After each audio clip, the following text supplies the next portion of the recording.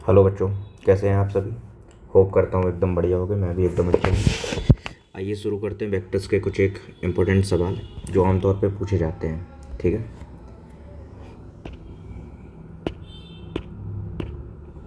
सबसे पहला सवाल आप लोगों के सामने। सबसे पहला सवाल, find the vector whose length is 7 and which is perpendicular to each vector this and this। अच्छा, जैसे ही परपेंडिकुलर ये वर्ड जैसे ही कहानी में आता है वैसे ही आपको दिमाग क्या लगाना है कि जैसे ही दो वेक्टर दे रखे हो और उनका परपेंडिकुलर की बात हो तो इसको देख के कुछ इसकी याद आती है, A vector cross B vector. बोलो हाँ कि ना। क्योंकि आपको पता है भाई क्रॉस प्रोडक्ट में क्या होता है कि जब कोई दो वेक्टर्स होते हैं आपके पास, उनका अगर मैं क्रॉस प्रोडक्ट निकालता हूँ तो उनका रिजल्टेंट कैसा आता है, इन दोनों वेक्टर से परपेंडिकुलर।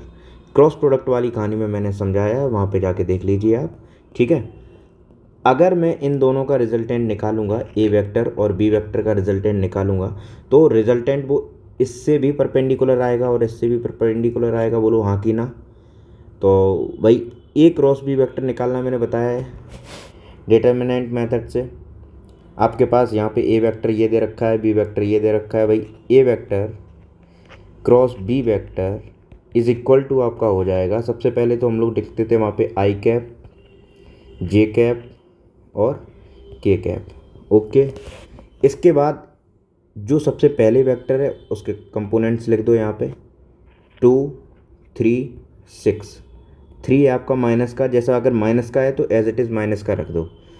और उसके बाद बी वेक्टर के कंपोनेंट्स रख दो भाई, 1 1 एंड -1। ठीक है, अब इसके बाद अपनी कैलकुलेशंस चालू कर दो। सबसे पहले यहाँ पे करते हैं भाई आई कैप। आई कैप जब मैंने आई कैप यहाँ पे लिख दिया, यानी कि अब इसको ये वाली लाइन आपको और ये वाली लाइन आपको नहीं देखनी है। ठीक है, जो भी देखना है, जो मल्टीप्लाई करना है, डिवाइड करना है, इनके बीच में करना है। ठीक है, इन दोनों का पहले सबसे पहले मल्टीप्लाई, उसके बाद माइनस करके इन दोनों का मल्टीप्लाई। बात समझ में आई? नहीं आई? पहले इसका मल्टीप्लाई फिर इसका मल्टीप्लाई। देखो भाई, तो -3 इंटू -1 क्या हो जाएगा, उसके बाद माइनस इन दोनों का मल्टीप्लाई 1 इंटू 6। ठीक है, उसके बाद बारी आती है यहाँ पे आई कैप आपका ख़त्म हो गया, इसके बाद बारी आती है जे कैप की। अच्छा ये बताओ जे कैप हमेशा कैसे लिखा जाता है, लेक्चर में बताया था भाई। जे कैप के लिए सबसे पहले तो ये वाली लाइन और ये वाली लाइन छोड़ दो, आपको देखना है इनको और इनको। इनमें भी सबसे पहले ऊपर से नीचे की तरफ एरो लाओ, उसके बाद नीचे से ऊपर की तरफ एरो ले जाओ। मल्टीप्लाई करना स्टार्ट करो भाई। अब इसमें कुछ भी नहीं बचा, माइनस जे कैप। जे कैप मैंने माइनस का लिया, इस बात का याद रखना जो बीच वाला होता है उसको आप माइनस में ले गए। क्लियर है? इसके बाद जो नॉर्मल वही तरीका है वही करना स्टार्ट कर दो। 2 इंटू -1 और 1 इंटू 6 माइनस करके 1 6 इंटू 1। ठीक है, और उसके बाद प्लस जे कैप प्लस के कैप। अब प्लस के कैप के लिए बताओ भाई फिर से, अगर प्लस के कैप ये है तो ये वाली और ये वाली लाइन छोड़ दो, इनके बीच में देखना स्टार्ट करो। सबसे पहले एरो ऊपर से नीचे की तरफ लाओ, उसके बाद नीचे से ऊपर की तरफ। ठीक है, करो भाई स्टार्ट। 2 इंटू -3, 2 इंटू -3 माइनस कितना होगा भाई बताओ। सबसे पहले सॉरी 2 इंटू -1 होगा, 2 इंटू -1, 2 इंटू 1, उसके बाद -1 इंटू -3। बोलो हाँ कि ना। बात समझ में आ गई यहाँ तक? ठीक है, इसको करते हैं भाई। -3 और -6 क्या हो जाएगा, -3 -6 -9 आई कैप। ठीक है, -3 इन दोनों को मल्टीप्लाई करेंगे,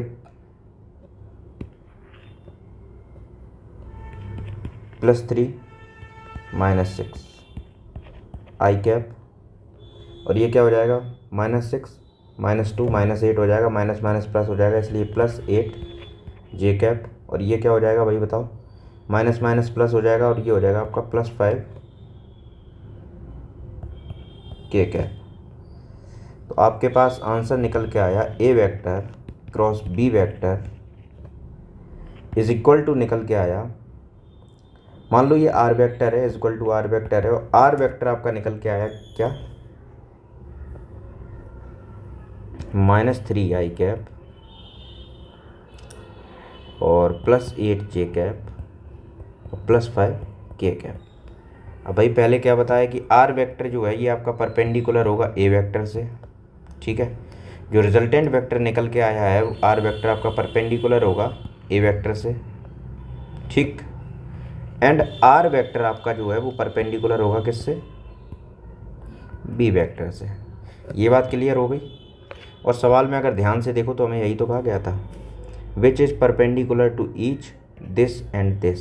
लो मिल गया हमें, इन दोनों से परपेंडिकुलर वेक्टर मिल गया, ये रहा। बात समझ में आ गई, जो ए से भी परपेंडिकुलर है और बी से भी परपेंडिकुलर है। उसके बाद बात करते हैं find the magnitude whose length is, length दे रखी है and which is perpendicular to, मतलब डायरेक्शन बेसिकली लेंथ, एक नया वेक्टर बनाना है जिसकी लेंथ है आपकी 7, ठीक है, लेकिन और जिसकी डायरेक्शन हो इन दोनों से परपेंडिकुलर। बात समझ में आई, जो ए वेक्टर और बी वेक्टर से परपेंडिकुलर हो, यानी कि जो आपने ये रिजल्टेंट निकाला है इसका यूनिट वेक्टर निकाल लो तो हमें डायरेक्शन पता चल जाएगा कि इन दोनों से परपेंडिकुलर कौन सा वेक्टर होगा। बात समझ में आई कि नहीं आई भाई।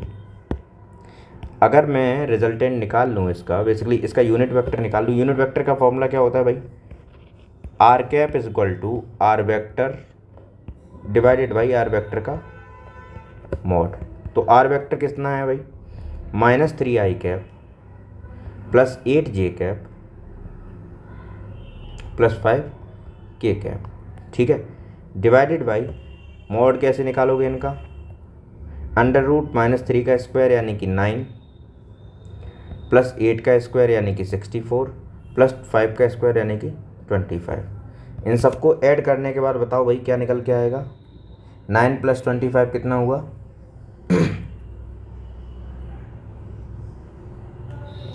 इन सबको ऐड करो भाई, एडिशन निकल के आएगा लास्ट में 98। इनको और इनको ऐड करोगे 98 निकल के आ जाएगा, -3 i cap +8 j cap +5 k cap divided by √98, ठीक है। ये आ गया आर कैप। अब जो नया वेक्टर हमें चाहिए वो नया वेक्टर किसके बराबर होगा, मान लो नया वेक्टर मैंने माना है, मान लो नया वेक्टर यहाँ से जो बनेगा वो मान लो n वेक्टर मान लेते हैं नया वेक्टर। अब वो नया वेक्टर किसके बराबर है, नया वेक्टर आपका 7 मैग्नीट्यूड इनटू डायरेक्शन किसकी होनी चाहिए, इन दोनों से परपेंडिकुलर, और इन दोनों से परपेंडिकुलर डायरेक्शन क्या निकल के आई, आर कैप। बोलो हाँ कि ना। यहाँ तक बात क्लियर हो गई तो भाई कर दो, आर कैप मैंने निकाल लिया, नीचे रखा हुआ है आंसर आर कैप, ये देखो ये रहा आर कैप, ठीक। और मैग्नीट्यूड आपको दे ही रखा है, मैग्नीट्यूड बराबर 7 है। तो करना स्टार्ट करो भाई, R cap N vector is equal to 7 into R cap. तो 7 कितना है भाई, 7 इंटू आर कैप कितना है, -3 i cap +8 j cap +5 k cap divided by √98। Answer यही है। इसके आगे अगर फर्दर आप करना चाहो तो कर सकते हो, N vector is equal to -21, इसको इससे मल्टीप्लाई किया -21 आई कैप अपॉन √98, ठीक। इसको इससे मल्टीप्लाई किया कितना हो गया, 7 8 जा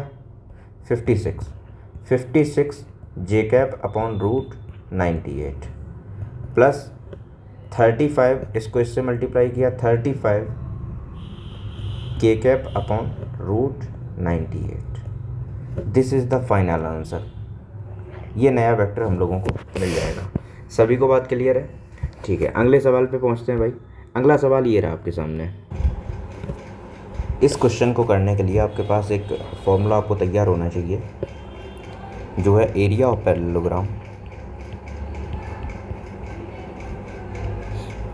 इज इक्वल टू होता है आपका 1/2 into mod of D1 into cross D2, D1 cross D2। ये फॉर्मूला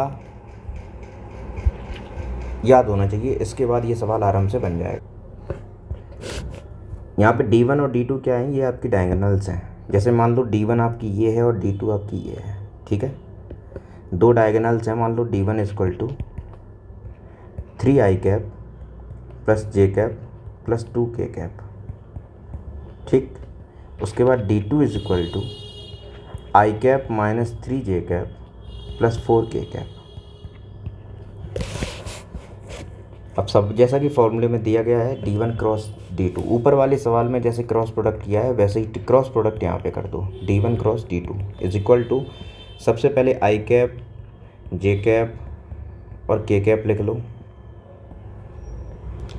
उसके बाद D1 क्रॉस D2 है ना, इसीलिए 3i कैप, 3 1 3 1 और 2। उसके बाद 1 माइनस 3 4। बात समझ में आ गई। अब यहाँ पे सबसे पहले वही फंडा, आई कैप लिया मैंने। आई कैप को जब आई कैप को पकड़ूंगा तो मुझे ये और ये लाइन छोड़ देनी पड़ेगी, ठीक है। सिर्फ इनको देखो, इनमें भी पहले मल्टीप्लाई ऊपर से नीचे, फिर मल्टीप्लाई माइनस करके इधर से इधर, ठीक। तो करना स्टार्ट करो भाई। 1 into 4, 4 into 1 minus of 3 into 2, ठीक है।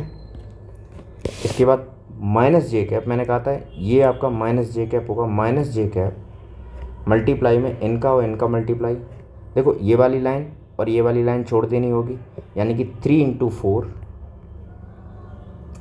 Minus 2 into 1। उसके बाद प्लस जे कैप के कैप। अब ये वाली लाइन और ये वाली लाइन छोड़ दीजिए आप, यानी कि 3 इंटू माइनस 3 माइनस 1 इंटू 1, यानी कि 1 आ जाएगा। तो आई कैप बराबर कितना आएगा निकल के, 3 इंटू 2 कितना हो जाएगा 6, और ये हो जाएगा माइनस माइनस प्लस, इसलिए ये आपका हो गया 10 आई कैप। ये बताइए 4 3 = 12 माइनस 2, ये भी आपका हो गया minus 10 J cap D1 vector cross D2 vector, इसके बराबर आ रहा है। इसके बाद इनकी बात करते हैं, ये आपका माइनस का हो गया, और माइनस का 3 3 = 9 और माइनस का 1, यानी कि माइनस का 10 के कैप। बात समझ में आ गई। अच्छा, D1 क्रॉस D2 वेक्टर यहाँ पे इसका निकला है, D1 vector cross D2 vector. हमें चाहिए क्या है, D1 vector cross D2 vector का मॉड चाहिए। फॉर्मूले में देखो भाई, मॉड चाहिए इनका, यानी कि मैग्नीट्यूड चाहिए। मैग्नीट्यूड कैसे निकालोगे भाई, D1 vector cross D2 vector का मैग्नीट्यूड आपका बराबर होगा अंडर रूट 10 का square plus under root minus 10 का स्क्वायर, वो भी आपका 10 का ही स्क्वायर हो जाएगा, या माइनस 10 का स्क्वायर लिख लो, प्लस अंडर रूट माइनस 10 का स्क्वायर, ठीक है। ये आपका ओवरऑल निकल के आएगा कितना, 3 इंटू 100। बोलो हाँ कि ना। इन सब का मल्टीप्लाई करोगे भाई, ये भी 100, ये भी 100, ये भी 100, किसके बराबर निकल के आएगा, 3 इंटू 100, 300 निकल के आएगा ना। ये 100 हो जाएगा, ये भी 100 हो जाएगा, ये भी 100 हो जाएगा, यानी कि ये टोटल 300 के बराबर निकल के आ जाएगा। इसीलिए मैंने ऐसे लिख लिया। अब ये 100 तो रूट के बाहर निकल के आ जाएगा, आंसर निकाल के देगा आपको 10√3। अब ये क्या निकल के आया, D1 vector cross D2 vector का मॉड निकल के आया है। मुझे फॉर्मूले में क्या चाहिए, फॉर्मूला देखो भाई, फॉर्मूला है 1/2 into mod of D1 cross D2 vector, mod of D1 cross D2 vector. तो एरिया बराबर किसके निकल के आ जाएगा, एरिया बराबर 1/2 into mod of D1 vector cross D2 vector. यहाँ पे इसको ध्यान से लगा दीजिएगा, यहाँ पे वेक्टर जरूर लगा देना, ठीक है। स्टार्टिंग में मैंने वेक्टर नहीं लगाया था, आप लोग वेक्टर जरूर ऐड कर लेना यहाँ पे। तो बराबर बताइए भाई किसके आ जाएगा, D1 vector cross D2 vector. Area is equal to D1 vector cross D2 vector, आपने ये निकाल लिया, ये रहा एरिया बराबर आपका निकल के आ गया 1/2 इंटू 10√3, यानी कि आंसर ओवरऑल निकल के आ गया 5√3। क्लियर है सभी को? क्लियर है? ठीक है, अब अगला सवाल देखते हैं भाई। अगला सवाल है, ये अच्छा सवाल है, बढ़िया सवाल है। In any triangle A B C prove that a upon sine a is equal to b upon sine b is equal to c upon sine b c। ये सवाल NCERT एग्जाम्पलर का है और बहुत बेहतरीन सवाल है, कई सारे कंसेप्ट्स को मिला के चलता है ये। सबसे पहले तो इसका फिगर समझो। एक ट्रायंगल बना देता हूँ, ठीक, इसको मैंने नाम दे दिया A। तो इसके सामने जो एक वेक्टर है A वेक्टर, उसको नाम बोल दिया, ठीक है। एक मैंने बेसिकली, ये एंगल है आपका A, दूसरा एंगल है आपका B। इसके सामने जो वेक्टर है उसको मैंने नाम दे दिया B वेक्टर, और एक एंगल है C, इसके सामने जो एंगल वेक्टर है मैंने उसको नाम दे दिया C वेक्टर। और इन सभी वेक्टर्स की जो डायरेक्शन है, इनको याद रखिएगा, डायरेक्शंस आपकी यहाँ से ऐसी ऐसी है। अच्छा एक बात बताओ, जैसे ये मान लो एंगल आपका A है, ये एंगल आपका B है, ये एंगल आपका C है, तो इसको आगे की तरफ एक्सटेंड करेंगे, ये कितना हो जाएगा 180 माइनस C। बोलो हाँ कि ना? चलो वो आगे आएगा, आगे समझ में आएगा, लेकिन इसको दिमाग में रखिएगा। ये फिगर क्लियर हो गया यहाँ पर? अगर ये चीज़ क्लियर होगी, इसके आगे चलते हैं। अभी देखो भाई, जब कोई वेक्टर्स मिलके आपस में एक क्लोज्ड फिगर बनाते हैं, फिर से सुनो, जब कोई वेक्टर्स मिलके आपस में एक क्लोज्ड फिगर बनाते हैं, जैसे कि यहाँ से इधर गया एक वेक्टर, इधर से इधर गया एक वेक्टर, इधर से इधर गया एक vector, resultant vector triangle law में आप लोगों ने क्या पढ़ा था? जैसे अगर एक ही वेक्टर इधर से इधर गया और दूसरा वेक्टर इधर से इधर गया, तो तीसरा वेक्टर ऐसा जाना चाहिए, तब ये रिजल्टेंट के बराबर होता था, हाँ कि ना? लेकिन यहाँ पे ऐसा नहीं हुआ। वेक्टर्स के साथ क्या हो रहा है भाई, एक वेक्टर इधर पे गया, एक वेक्टर इधर पे गया, तो एक वेक्टर इधर पे गया, यानी कि इन्होंने क्लोज्ड ट्रायंगल का फिगर बना दिया। बात समझ में आ गई? और जब भी ऐसा होगा, चाहे पेंटागन के साथ हो, चाहे हेक्सागोन के साथ हो, किसी के भी साथ हो भाई, जैसे कि मान लो ये फिगर बना ली, इन सब में वेक्टर यहाँ इधर से इधर गया, इधर से इधर गया, इधर से इधर, इधर से इधर, ये सब जो इन सब का रिजल्टेंट वेक्टर निकल के आएगा, जैसे कि A vector, B vector, C vector, D vector, इन सब का जो रिजल्टेंट निकल के आएगा वो 0 निकल के आएगा। उसी तरह से यहाँ पे बेसिकली एक वेक्टर आपके पास ये है, एक वेक्टर ये है, एक वेक्टर ये है, A vector plus B vector plus C vector, इन सब का रिजल्टेंट 0 निकल के आएगा। उसका रीज़न मैंने आपको बता दिया, क्लोज्ड फिगर की वजह से, ठीक है। ऐसा कभी भी होगा, आपका 0 निकल के आएगा। बात समझ में आ गई? इसके आगे बढ़ते हैं भाई, अगले स्टेप में मल्टीप्लाई क्रॉस प्रोडक्ट करवा दो इनका, जो है ना, जैसे कि मान लो दोनों साइड A वेक्टर से क्रॉस प्रोडक्ट करवा दो। A vector cross A vector plus B vector plus C vector is equal to 0, या फिर ऐसे A वेक्टर क्रॉस 0। अच्छा, नल वेक्टर यानी कि 0 वेक्टर के साथ किसी का भी मल्टीप्लाई करो, किसी का भी मल्टीप्लाई करो, 0 ही निकल के आता है, यानी कि ये क्वांटिटी आपकी 0 निकल के आ जाएगी, ठीक है। अब एक बात बताओ, जैसे कि कोई वेक्टर्स हैं, जैसे कि A वेक्टर और A वेक्टर, ये दोनों वेक्टर आपके ऐसे बने होंगे कुछ, जैसे ये भी है A वेक्टर, ये भी है आपका A वेक्टर, बोलो हाँ कि ना? इनके बीच में एंगल कितना होगा? थीटा बराबर 0 डिग्री। कितना होगा? 0 डिग्री। और क्रॉस प्रोडक्ट बराबर किसके होता है? जैसे A vector cross B vector किसके बराबर होता है? AB साइन थीटा के बराबर। यानी कि थीटा अगर आपका 0 डिग्री है, इसका मतलब ये पूरी की पूरी क्वांटिटी कैसी हो जाएगी? 0 डिग्री। यानी कि अगर वेक्टर्स आपके सेम डायरेक्शन में हैं तो थीटा बराबर 0 डिग्री होगा, और अगर थीटा 0 हुआ, इसका मतलब क्रॉस प्रोडक्ट क्या निकल के आएगा? 0 निकल के आएगा, ठीक है। अभी आगे देखते हैं भाई, इस पे आगे बढ़ते हैं। A vector cross A vector क्या आ जाएगा? इनका A vector cross A vector, ये तो आपका 0 निकल के आ जाएगा, ठीक। उसके बाद बात करते हैं A vector cross B vector, A vector cross B vector, उसके बाद A vector cross C vector plus A vector cross C vector बराबर है आपका 0 के, ठीक। ये तो आपका 0 हो गया।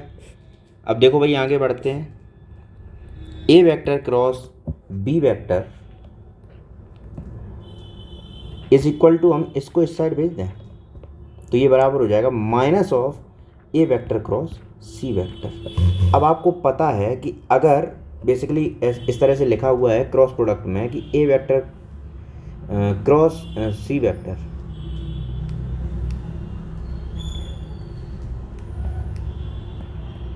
ये आपका इक्वल होता है अगर इनकी पोजीशन को इंटरचेंज कर दें, यानी कि सी वेक्टर क्रॉस ए वेक्टर के नेगेटिव के इक्वल होता है। बात समझ में आ गई कि नहीं आ गई? इसका मतलब इसको हम क्या लिख सकते हैं, इसको हम ये लिख सकते हैं,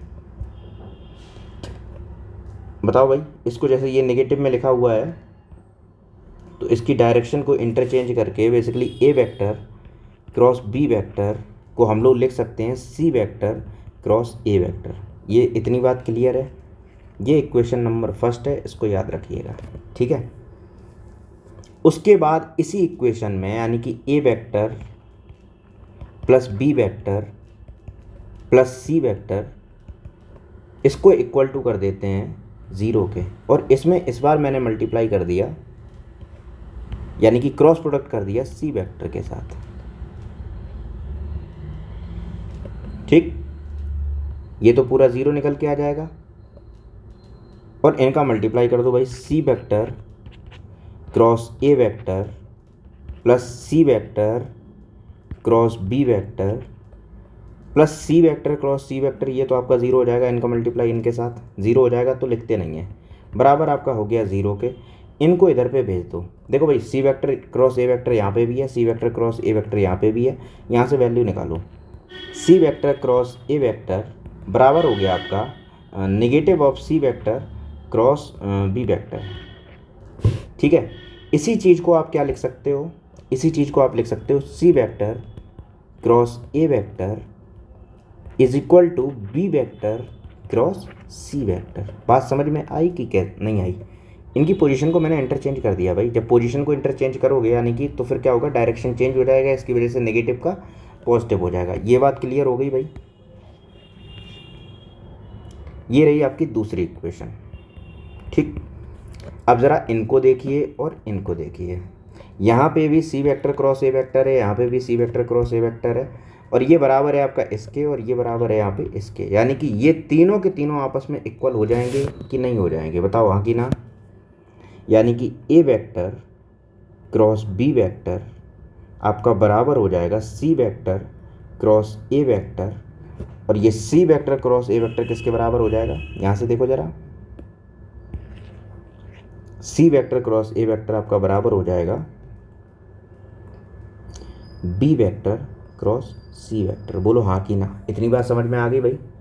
अगर इतनी बात समझ में आ गई तो अब इस सवाल में कुछ नहीं बचा। इधर देखो,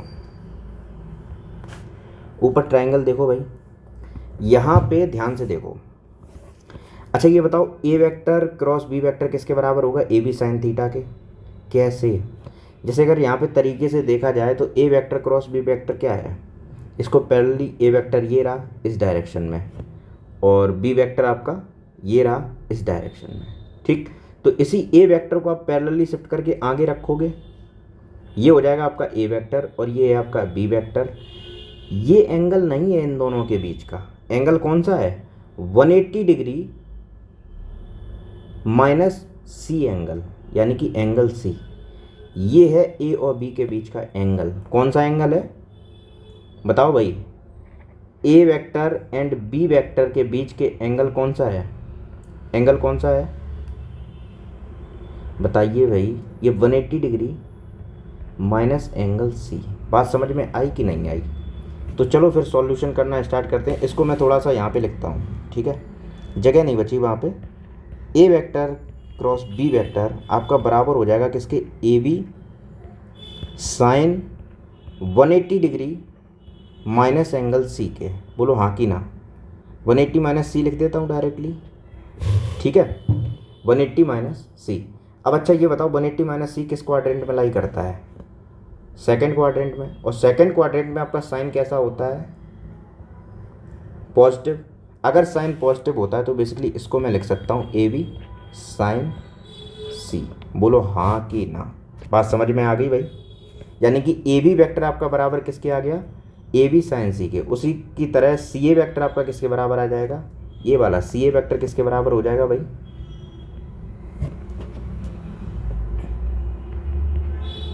सी वेक्टर क्रॉस ए वेक्टर आपका बराबर हो जाएगा सी ए साइन, जरा देखो ध्यान से, एक तो ये रहा सी वेक्टर और क्रॉस ए वेक्टर, यानी कि 180 डिग्री माइनस बी होगा इनके बीच का एंगल, क्या होगा 180 डिग्री माइनस बी। यही आपका बराबर, ये भी आपका सेकंड क्वाड्रेंट में लाई करता है, इसलिए आपका बराबर हो जाएगा सी ए साइन बी।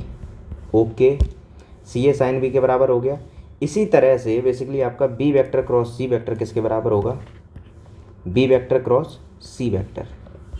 ये रहा देखो भाई तीसरा वाला component, B vector cross C vector, ये आपका बराबर हो जाएगा बी सी। एंगल कितना होगा B vector cross C vector के बीच में, ये रहा बी वेक्टर और ये रहा सी वेक्टर, इनके बीच का एंगल ये रहा, ठीक है, कितना होगा 180 माइनस ए। अच्छा, बोर्ड में ये चीज़ देखी जाती है आपकी, ठीक है, बोर्ड के लिए ये सारी चीज़ें एक्सप्लेन कर रहा हूँ, बोर्ड में ये चीज़ें देखी जाती हैं, इसीलिए बेसिकली कुछ बच्चे सोचेंगे सर इसमें और इसमें अंतर क्या है, डायरेक्टली लिख दो। देखो अब डायरेक्टली लिखने को लिख दो, लेकिन अगर मान लो कुछ ऐसा कंसेप्ट फंस गया कभी कि डायरेक्टली लिखने से आंसर गलत आ रहा तो चीज़ें गलत हो जाएंगी ना, तो ये छोटी छोटी चीज़ों पे ध्यान दो। ये आपका बराबर हो जाएगा साइन 180 डिग्री माइनस ए, और ये भी आपका बराबर हो जाएगा बी सी साइन ए के, ठीक है। तो यानी कि तीनों कंपोनेंट यहाँ पे आपको मिल गए, और ये भी आपस में, अच्छा ये आपस में कैसे थे, बराबर थे, इसीलिए ये भी आपस में कैसे हो जाएंगे, बराबर हो जाएंगे। यानी कि मैं लिख सकता हूँ A B sine C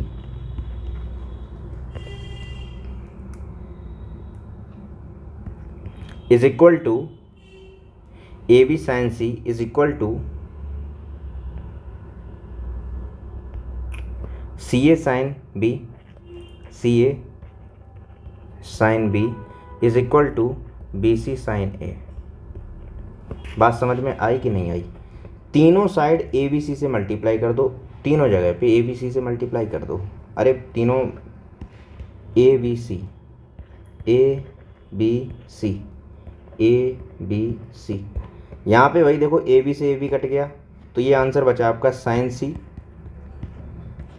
upon C is equal to, यहाँ पे सी ए कट गया यानी कि ए और सी कट गया, तो आंसर बचा साइन बी अपॉन बी।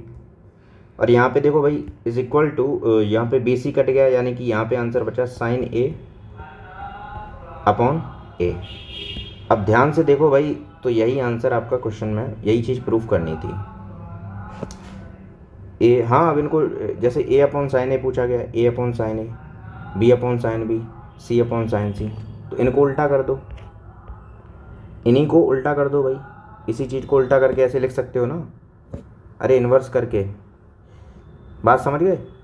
देखो अभी पेज जगह नहीं बची है, मैं यहाँ पे थोड़ा समझा सकता हूँ। यहाँ पे बेसिकली इन्हीं को उल्टा कर दो, सी अपॉन साइन सी बराबर बी अपॉन साइन बी बराबर ए अपॉन साइन ए, हो गया बराबर। चाहे कैसे भी पूछा जाए, ऐसे पूछा जाए तो ऐसे आंसर बता दो, ऐसे पूछा जाए तो ऐसे आंसर बता दो। इक्वल टू इन सबको इन्वर्स कर सकते हैं, इसीलिए यहाँ से ये पहुँचा दिया। ठीक है, ये सवाल क्लियर है। अभी अगला सवाल देखो भाई, ये भी एक अच्छा सवाल है, इस पर ध्यान दो। इस सवाल में एक छोटी सी चीज़ है जो मिस हो गई है। बेसिकली प्रूव ये करना है कि बी वेक्टर आपका सी वेक्टर के बराबर होगा, ये चीज़ प्रूव करनी है। पहले सवाल को थोड़ा सभी लोग ट्राई कर लें, उसके बाद आइए। इजी सवाल है, ज़्यादा टफ नहीं है, ठीक है, लेकिन ये आमतौर पे पूछा जाता है सवाल। ऐसे कई सारे कंसेप्ट बन जाते हैं एक साथ। देखो भाई, A vector cross dot B vector is equal to A vector dot C vector, और ये इनका क्रॉस आपस में बराबर है, और ए वेक्टर बराबर नहीं है आपका ज़ीरो वेक्टर के। देखो बहुत इजी सॉल्यूशन है इसका, ध्यान से सुने सभी लोग। सबसे पहली चीज़ कि A vector dot B vector is equal to A vector dot C vector, ये हमें क्वेश्चन में गिवन है, ठीक है। और यहाँ पे ए वेक्टर ज़ीरो वेक्टर के बराबर नहीं है, ठीक।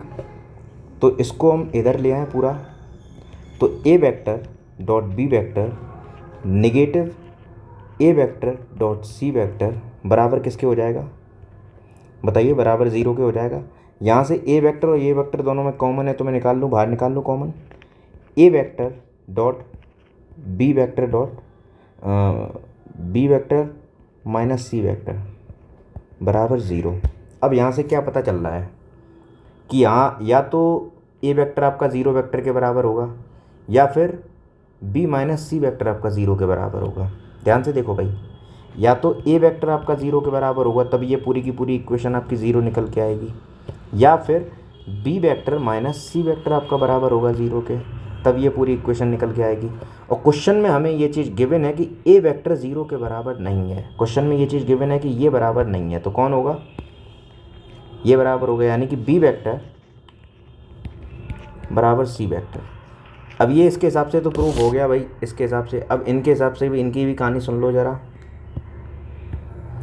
इनकी कहानी भी सुन लो कि क्रॉस प्रोडक्ट क्या कह रहे हैं। A vector cross B vector बराबर ए वेक्टर क्रॉस सी वेक्टर। अच्छा, इसमें ना दो कंडीशंस क्यों दे रखी हैं, दो कंडीशंस इसलिए दे रखे हैं क्योंकि ये इसमें हो सकता था कि साइन इनमें से ये एक भी जीरो ना हो, एंगल आपका जीरो हो जाए। बात समझ रहे हो, यानी कि एंगल आपका 90 डिग्री हो जाए, क्योंकि ए भी कॉस 90 डिग्री, कॉस 90 डिग्री आपका ज़ीरो होता है। तो ये चीज़ पता चलेगी कि भैया ये एंगल पे डिपेंड नहीं करती। कैसे नहीं करती, अभी पता लास्ट में पता चलेगा।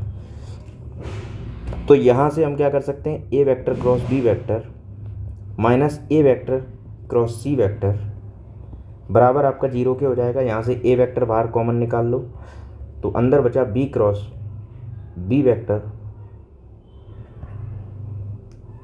Minus C vector is equal to zero. Simply फंडा, या तो यहाँ पे बेसिकली ए वेक्टर आपका ज़ीरो के बराबर होगा, या तो यहाँ पे B vector cross minus C vector आपका बराबर ज़ीरो के होगा, तभी ये इक्वेशन ज़ीरो होगी। या फिर यहाँ पे ऐसा भी तो हो सकता है कि कॉस थीटा आपका ज़ीरो के बराबर हो, कॉस थीटा आपका जीरो के बराबर हो, ठीक है। और यहाँ पे बेसिकली सॉरी साइन थीटा आपका ज़ीरो के बराबर हो, क्योंकि क्रॉस प्रोडक्ट में साइन थीटा आता है ना, तो साइन थीटा बराबर ज़ीरो के हो। या फिर यहाँ पे कह सकते हैं कॉस थीटा बराबर ज़ीरो के हो, कॉस थीटा बराबर 90 डिग्री के हो, तभी ये दोनों चीज़ें ज़ीरो हो सकती है। देखो भाई, एक ही इक्वेशन है हमारे पास, एक ही ए बी सी है। अब एक जगह पे बता रहा है कि थीटा आपका 0 डिग्री होना चाहिए, ठीक है। यहाँ पे बता रहा है कि थीटा आपका 0 डिग्री होना चाहिए, और यहाँ पे बता रहा है कि theta is equal to 90 degree होना चाहिए। तो भाई एक ही इक्वेशन में, एक ही मतलब एक ही फॉर्मेशन में आपका अलग अलग एंगल्स नहीं हो सकता है, ठीक है। इसका मतलब एंगल पे डिपेंड नहीं कर रहा, ये कहानी एंगल पे depend, not depending on angle. हाँ, एक चीज़ हो सकती थी कि अगर अकेला ये दिया होता है इन्फॉर्मेशन में, ये सिर्फ एक चीज़ दे रखी होती, तो वो यहाँ पे थीटा पे भी डिपेंड करता कि थीटा अगर 90 डिग्री हो जाता है इन दोनों के बीच का, तब भी बेसिकली कहानी बन जाती। या फिर बी वेक्टर बराबर सी वेक्टर हो जाता, तो दो केसेस में ये आपका जीरो के बराबर होता। लेकिन यहाँ पे दो चीज़ें दे रखी हैं, इसलिए एंगल के बराबर तो नहीं है, सिर्फ एक ही कंडीशन हो सकती है। कौन सी, अभी देखो, अभी ये निकल के आ जाएगी। यहाँ से हमें पता चला कि बी वेक्टर बराबर सी वेक्टर के, तो ये सिर्फ और सिर्फ तभी पॉसिबल है, ये कंडीशन सिर्फ और सिर्फ तभी पॉसिबल है जब एंगल आपका बी वेक्टर बराबर सी वेक्टर के हो जाए, ठीक है। तो लो, हो गया प्रूफ। बात समझ में आ गई, ये सवाल समझ में आ गया सभी को, वेरी गुड। अगला सवाल, सभी लोग इस सवाल को ट्राई करें। अच्छा सवाल है, देखो भाई, इस सवाल में है क्या कि प्रूव करना है कि ए क्रॉस बी वेक्टर का मॉड इज इक्वल टू होता है आपका इस पूरे के, ठीक है। तो अच्छा ये बताओ, ए क्रॉस बी वेक्टर का मॉड एक्चुअली में होता किसके बराबर है। आपको पता है ए बी साइन थीटा के बराबर होता है, बोलो हाँ कि ना। ए बी साइन थीटा के बराबर होता है, ठीक है। ए बी साइन थीटा को आप क्या लिख सकते हो, बेसिकली साइन थीटा को आप क्या लिख सकते हो, आपको वो वाली इक्वेशन याद है, sine square theta plus cos square theta बराबर 1। यहाँ से साइन थीटा बराबर कितना आ जाएगा? अच्छा, साइन स्क्वायर थीटा क्या होगा? बराबर 1 माइनस कॉस स्क्वायर थीटा, ठीक। और साइन थीटा बराबर क्या हो जाएगा?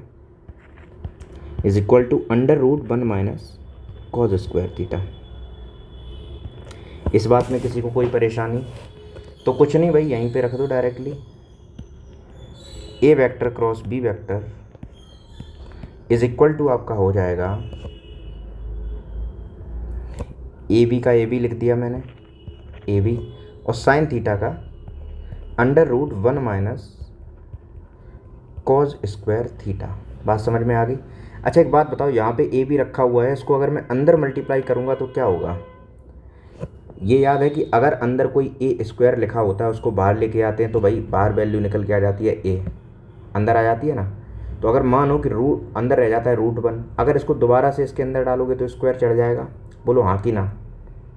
अरे बात समझ में आई कि नहीं आई? जैसे कि मान लो ए बी का होल स्क्वायर है, इसको बाहर लेके आओगे तो ए बी लिख सकते हो, ए बी। बताओ हाँ कि ना? अगर इसको दोबारा से रूट में डालोगे तो ए बी का होल स्क्वायर भी तो लिख सकते हो। बात समझे कि नहीं समझे? क्यों भाई? अब आगे देखो भाई, A vector cross B vector is equal to, इसको लिख सकते हैं ए बी का होल स्क्वायर या फिर simply A square B square, और मल्टीप्लाई में ये पहले से ही यहाँ पे लिखा हुआ था तो मैंने इसको टच नहीं किया अभी, कॉस स्क्वायर थीटा, ठीक। इसके बाद मैंने इसका मल्टीप्लाई पहले यहाँ पे किया, उसके बाद यहाँ पे किया, यानी कि अंदर मल्टीप्लाई कर दिया। तो ए क्रॉस बी वेक्टर आपका बराबर हो जाएगा, इसका मॉड आपका बराबर हो जाएगा, पहले इसके साथ मल्टीप्लाई किया तो ये हो गया ए स्क्वायर बी स्क्वायर, माइनस फिर इसके साथ मल्टीप्लाई किया कॉस स्क्वायर के साथ तो ये हो गया आपका A square B square cos square theta. बोलो हाँ कि ना? ये बात समझ में आ गई? अब भाई इसको और ओपनली करके लिख सकते हैं कि A square B square minus A B cos theta का होल स्क्वायर, ये लिख सकते हैं कि नहीं लिख सकते? बताइए भाई। तो A vector cross B vector का मॉड इक्वल टू निकल के आ गया। अच्छा ये बताओ, A vector dot B vector बराबर किसके होता है? A vector dot B vector बराबर किसके होता है? A B cos theta. बोलो हाँ कि ना? ए बी कॉस थीटा के बराबर होता है, यानी कि ये यहाँ पे हम इसको ए वेक्टर डॉट बी वेक्टर का होल स्क्वायर लिख सकते कि नहीं लिख सकते? बोलो हाँ कि ना?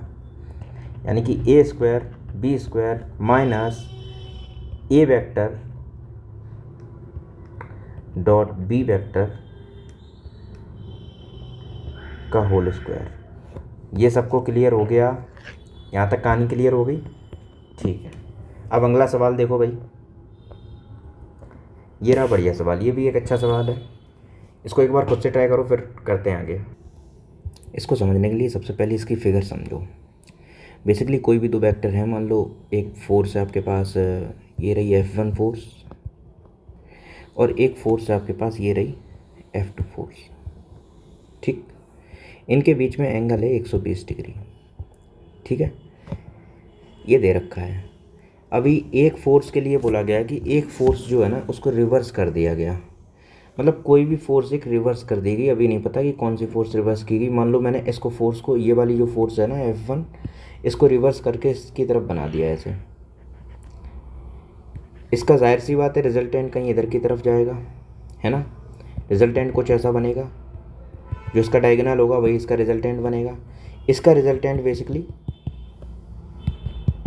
आप लोग फिगर से ही देख पा रहे होगे, इसका रिजल्टेंट बड़ा होगा क्योंकि इसकी डायगोनल बड़ी हो रही, यानी कि जो ये रिजल्टेंट है R1, इसको R1 कंसीडर करते हैं और इसको R2 कंसीडर करते हैं, और R2 बराबर आपको दे रखा है। अच्छा इसमें दे रखा है कि एक्सीलरेशन जो है ना वो आपका हो जाएगा √3 टाइम्स, यानी कि मान लो इसका फोर्स बराबर क्या होता है? Mass into acceleration. यहाँ से मास तो आपका कांस्टेंट होता है, ठीक है, हमेशा कांस्टेंट नहीं रहता। बाकी सवालों में बेसिकली जब मास वेरी करता है तो वो वाले सवाल अलग फंसते हैं, लेकिन अभी के लिए कंडीशन के लिए इस वाले जो सवाल में दे रखा है मास आपको कांस्टेंट गिवन है, तो यहाँ से सिर्फ एक्सीलरेशन वेरी करेगा, यानी कि एक्सीलरेशन डायरेक्टली प्रोपोर्शनल है फोर्स के। इसका मतलब अगर आपका बेसिकली ये √3 टाइम्स बढ़ रहा है तो √3 टाइम्स ये भी बढ़ेगा। बोलो हाँ कि ना। इतनी बात समझ में आ गई? ठीक है, इसका मतलब मैं यहाँ पे कह सकता हूँ कि बेसिकली R2 जो है वो बराबर होता है √3 R1 के बराबर होगा। बोलो हाँ कि ना। ये जो है ना, ये रहा R2, ये रहा R2 और ये रहा R1।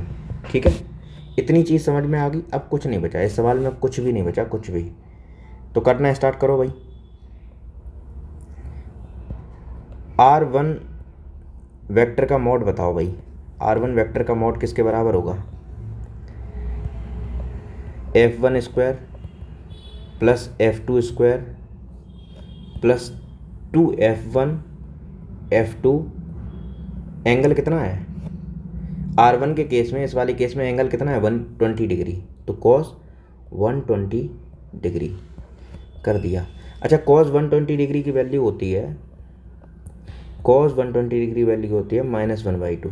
ठीक है, -1/2 जैसे ही इसमें रखोगे आंसर क्या निकल के आएगा? R1 वेक्टर का मॉड आपका, यानी कि R1 आपका इक्वल टू निकल के आ जाएगा √F1 स्क्वायर प्लस, अरे यहाँ पे ये कॉस 120 डिग्री की वैल्यू रखोगे क्या निकल के आ जाएगा? 1/2, वो भी माइनस का, 2 से 2 कट गया, क्या बचा? F1 square plus F2 square minus F1 F2। ठीक है, ये आंसर निकल के आ जाएगा। इसके बाद बात करते हैं भाई R2 का। R2 का बताइए क्या सीन बनेगा? R2 के लिए यहाँ पे देखो ज़रा अगर ये 120 डिग्री है तो ये कितना हो जाएगा? 60 डिग्री, 60 डिग्री। बोलो हाँ कि ना। तो इस वाले केस में R2 बराबर कितना हो जाएगा? इस फिगर को कॉपी कर लेते हैं।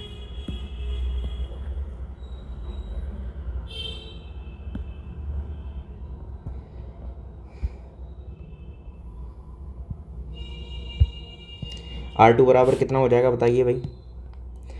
R2 वेक्टर का मॉड इज इक्वल टू आपके हो जाएगा, अच्छा ये F1 है तो ये क्या हो जाएगा? -F1। बोलो हाँ कि ना। यानी कि -F1 का होल स्क्वायर प्लस F2 का whole square plus 2F1 F2 cos 60 degree. cos 60 degree आपका 1/2 होता है तो सिंपली इसमें प्लस का रहेगा। इस बार कहानी क्या रहेगी? प्लस की रहेगी। 2 से, अरे भाई cos 60 डिग्री क्या होता है? 1/2 होता है। इसकी जगह पे मैं सीधा 1/2 लिख दूँ, 2 से 2 कट गया। R2 बराबर आपका निकल के आ गया √F1 square plus F2 square plus F1 F2। ये बात क्लियर है? अच्छा एक बात बताओ, यहाँ पे इक्वेशन क्या दे रखी थी? ये वाली इक्वेशन याद है? R2 बराबर √3 R1 याद है? तो R2 is equal to √3 R1। अब इन दोनों साइड की कर दो भाई स्क्वायरिंग। अगर दोनों साइड में बेसिकली सबसे पहले तो वैल्यू रखो, अगर दोनों साइड स्क्वायरिंग कर दी तो R2 स्क्वायर बराबर 3R1 स्क्वायर हो जाएगा। बोलो हाँ कि ना। 3R1 square. अब R2 स्क्वायर बताओ वही किसके बराबर होगा? इन दोनों साइड जब स्क्वायर करोगे तो ये रूट हट जाएगा कि नहीं हट जाएगा? यानी कि इसको सिंपली मैं लिख सकता हूँ F1 square plus F2 square plus F1 F2 बराबर 3 इंटू R1 किसके बराबर है बताओ ज़रा? R1 आपका बराबर है इसके। ठीक है, तो R1 मैंने बराबर कर दिया 3 into F1 square plus F2 square minus F1 F2। ठीक है, अंदर 3 का मल्टीप्लाई करो, 3 का अंदर मल्टीप्लाई कर दो, F1 स्क्वायर प्लस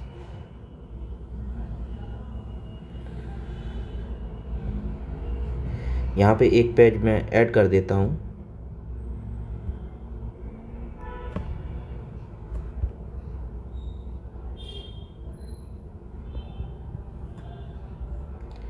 ठीक है। F1 square plus F2 square plus F1 F2 बराबर 3f1 plus 3f2 minus 3f1 minus 3f1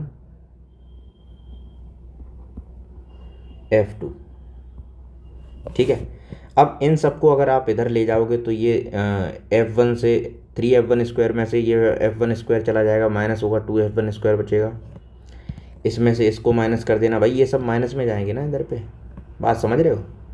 तो ये आपका हो जाएगा 2f1 प्लस 2f2 और ये f1 और माइनस 3f1 किसके बराबर, ये इधर पे जाके माइनस का हो जाएगा, यानी कि नेट आपका बचेगा -4f1 बराबर हो जाएगा आपका 0 के। अब ज़रा ये बताइए किसके बराबर होगा, ये नेट आपका किसके बराबर होगा बताइए भाई। 2f1 प्लस f2 2f2 बराबर हो जाएगा। अच्छा इसमें से सब में से कॉमन निकाल लो भाई, इसमें से सब में से 2 मैंने कॉमन निकाल लिया 2, तो यहाँ पे बचा f1 plus f2 plus minus 2f1 ये बराबर 0 के हो गया। 0 इधर पे भेज दो, ये पूरा 0 हो जाएगा।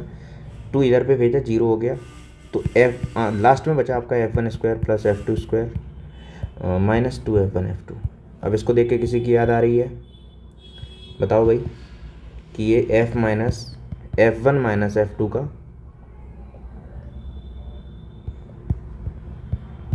होल स्क्वायर बराबर 0 के हो गया।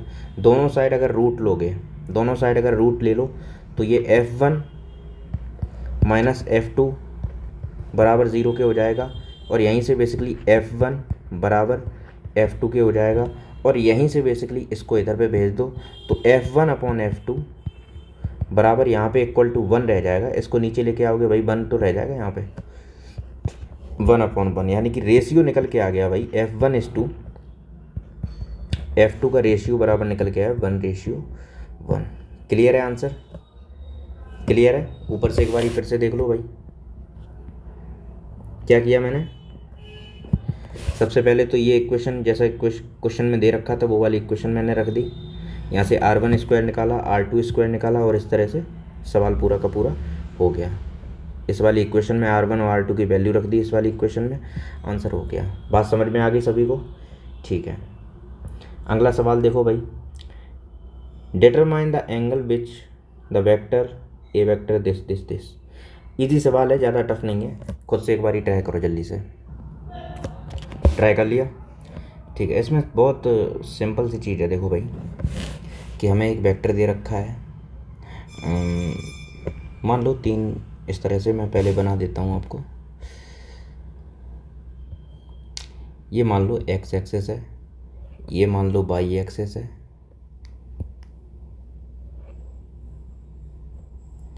और ये मान लीजिए z एक्सेस है, ठीक है। x, या इस डायरेक्शन को हम लोग i कैप कंसीडर कर सकते हैं, इस डायरेक्शन को j कैप कंसीडर कर सकते हैं, और इस डायरेक्शन को k कैप कंसीडर कर सकते हैं। यहाँ से कोई वेक्टर है रेंडमली, मान लो वो बेसिकली a वेक्टर है, और इसके साथ मान लो वो अल्फ़ा एंगल बना रहा, इसके साथ मान लो वो बीटा एंगल बना रहा, और इनके साथ गामा एंगल बना रहा, इस तरह से मान लीजिए थोड़ी देर के लिए। अच्छा, हम लोगों के पास 2 चीज़ें गिवन है कि बेसिकली एक तो a वेक्टर है, ठीक। थोड़ी देर के लिए हम ये x एक्सेस को एक वेक्टर कंसीडर करके कर सकते हैं भाई। x को एक वेक्टर अगर आप बनाओगे, x को अगर एक आप वेक्टर बनाओगे तो क्या होगा, i कैप, जिसका मैग्नीट्यूड 1 होगा। देखो इसको वेक्टर बना सकते हो ना, y एक्सेस को भी आप वेक्टर बना सकते हो, z एक्सेस को भी आप वेक्टर बना सकते हो। कैसे, x वेक्टर बराबर लिख दो भाई 1 × i कैप। अरे x बराबर x एक्सेस बराबर किसके होता है, डायरेक्शन i कैप होती है ना, मैग्नीट्यूड उसका 1 होता है, तो ये भी तो आपका एक वेक्टर बन गया। उसी तरह से y वेक्टर बराबर किसके हो जाएगा, 1 × j कैप। उसी तरह से z वेक्टर आपका किसके बराबर हो जाएगा, 1 × k कैप। ये बात समझ में आ गई, ये चीज़ क्लियर हो गई। अब देखो भाई यहाँ पे एक चीज़ बताओ, a vector dot x vector किसके बराबर आएगा, a vector dot x vector किसके बराबर आएगा, ये आपका बराबर आएगा a x वेक्टर का मॉड, a वेक्टर का मॉड इंटू एक्स वेक्टर का मॉड इंटू कॉस थीटा। बोलो हाँ कि ना, ये इसी के बराबर तो होगा। तो यहाँ से कॉस थीटा बराबर मैं ये लिख सकता हूँ, कॉस थीटा बराबर ए वेक्टर का मॉड डॉट एक्स वेक्टर का मॉड डिवाइडेड बाई अच्छा इनके बीच में थीटा एंगल नहीं है, इनके बीच में एक्स और ए वेक्टर के बीच में अल्फ़ा एंगल है, तो कॉज अल्फ़ा मैं इक्वल टू लिख सकता हूँ, cos alpha is equal to A vector dot X vector divided by, बताओ भाई, divided by mod of A vector dot into mod of B vector,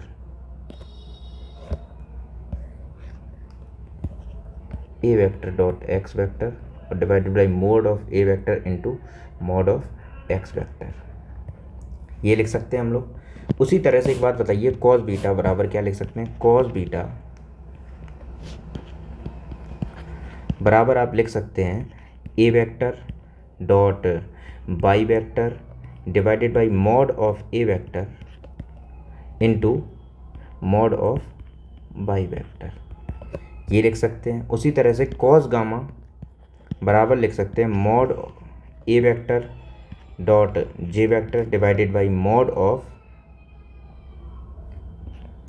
A vector dot mod of J vector, ये लिख सकते हैं। अब देखो भाई solve करना स्टार्ट करते हैं इसको पहले। अच्छा एक्स वेक्टर किसके बराबर है, ए वेक्टर सबसे पहले बताओ, ए वेक्टर किसके बराबर है, 5 आई कैप 0 जे कैप, 5 आई कैप 0 जे कैप 5 के कैप, ठीक है, यानी कि 5 आई कैप प्लस 0 जे कैप प्लस 5 के कैप। इसके बाद ये बताओ एक्स वेक्टर किसके बराबर है, आई कैप के बराबर, यानी कि डॉट आई कैप, किसी को कोई परेशानी इतनी बात में, डॉट आई कैप, डॉट लग रहा है भाई इनमें। अच्छा इसका मॉड बताओ भाई, इसका मॉड क्या निकल के आएगा, ए वेक्टर का 5 का स्क्वायर प्लस 0 का स्क्वायर प्लस 5 का स्क्वायर, कोई दिक्कत। इसके बाद इनका मॉड बताओ भाई, इनका मॉड आई, इसका तो मॉड 1 निकल के आएगा, तो इंटू 1 का स्क्वायर, ठीक है, ये बात समझ में आ गई भाई। अब इसके आगे बता दो भाई क्या हो जाएगा, ये टोटल कितना निकल के आएगा। अच्छा डॉट प्रोडक्ट में अगर आपको याद हो तो बेसिकली डॉट सिर्फ इनके और इनके बीच का होता है, इनके और इनके बीच का, क्योंकि कॉस 90 ज़ीरो हो जाता है तो इनका और इनका ज़ीरो हो जाएगा, इनका और इनका ज़ीरो हो जाएगा, सिर्फ इसका बचेगा, ठीक है, यानी कि 5 डिवाइडेड बाई इसका कितना बचेगा भाई, इसका कितना हो जाएगा 5 25 प्लस 5 25 कितना हो जाएगा √50, और √50 इक्वल टू हो जाएगा 5√2 इंटू 1, यानी कि 5 से 5 कट गया, लास्ट में आपके पास बचा 1/√2, यानी कि कॉज अल्फ़ा बराबर बचा 1/√2। बात समझ में आई कि नहीं आई, कॉज अल्फ़ा बराबर बचा आपका 1/,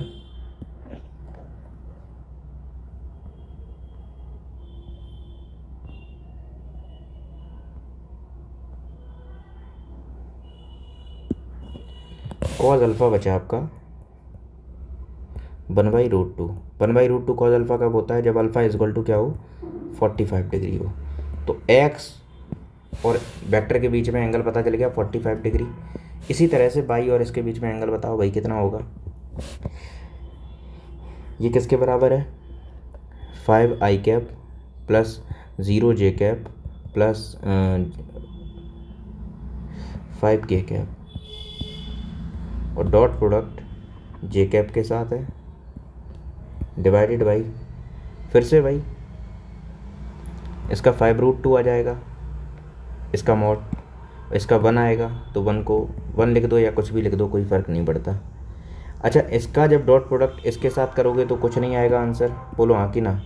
इनका डॉट प्रोडक्ट इनके साथ करोगे तो 0 हो जाएगा, इनका डॉट प्रोडक्ट इनके साथ करोगे तब भी 0 हो जाएगा, इनका डॉट प्रोडक्ट सिर्फ इसके साथ करोगे तब कुछ निकल के आएगा। लेकिन यहाँ पे भी दिक्कत है, 0 इंटू 1 कितना हो जाएगा 0, यानी कि 0 इस वाले केस में आंसर क्या निकल के आएगा 0/1, ये आपका 0 हो जाएगा। इसका मतलब कॉस बीटा बराबर कितना हो गया, कॉस बीटा बराबर 0, इसका मतलब बीटा बराबर कितना हो गया 90 डिग्री। ये बात समझ में आ गई कि नहीं आ गई? यानी कि बीटा आपका निकल के आ गया 90 डिग्री। ठीक है,